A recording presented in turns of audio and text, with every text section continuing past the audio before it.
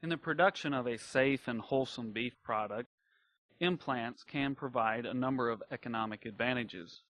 Beef implants have been proven over the years to improve the leanness of cattle versus non-implanted cattle.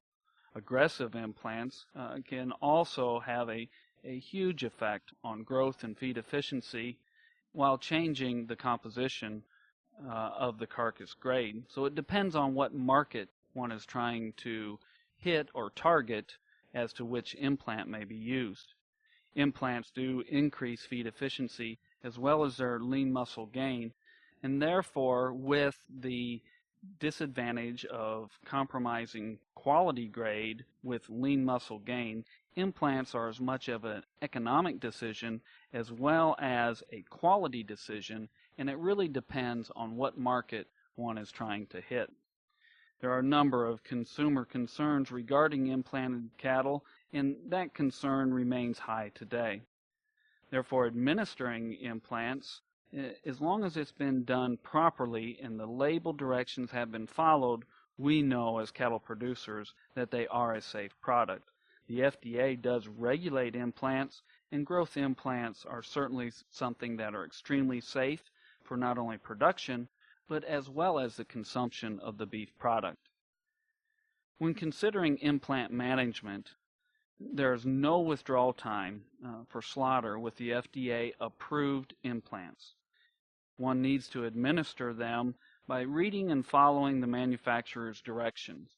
Most implants need to be within the middle 1/3 of the ear, and make sure that the ear is fairly clean and sanitary, and utilize some type of antiseptic on the needle prior to implanting a calf.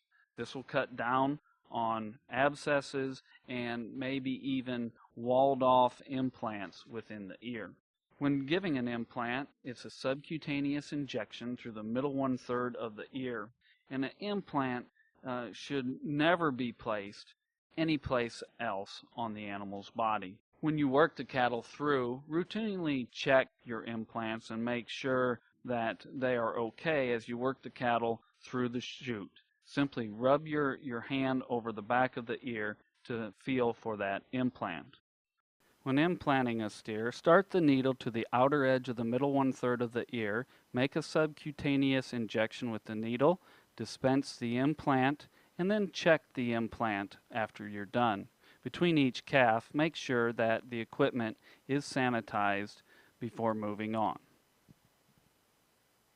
Now, hormone levels in beef is something that the consumers have been concerned about, but maybe don't fully understand the science behind it. Small amounts of the different estrogens are found in beef, whether they are implanted or not. The net difference between an implanted steer and a non-implanted steer is 0.5 nanograms. That's relative to a blade of grass that would be found in a football field. The FDA does approve the safe levels, and the manufacturers make sure that their products follow the FDA regulations. And finally, humans should not be concerned about the estrogen levels in beef. When one looks at the estrogen levels in a child as well as to an adult, they are hundreds of thousands of times larger than that is found in a beef product. On the next slide, we have several problems that can occur with implants, and primarily it has to do with technique. Abscesses are largely due to just not taking care of sanitation. We need to make sure that the equipment in the ears are dried as well as being clean.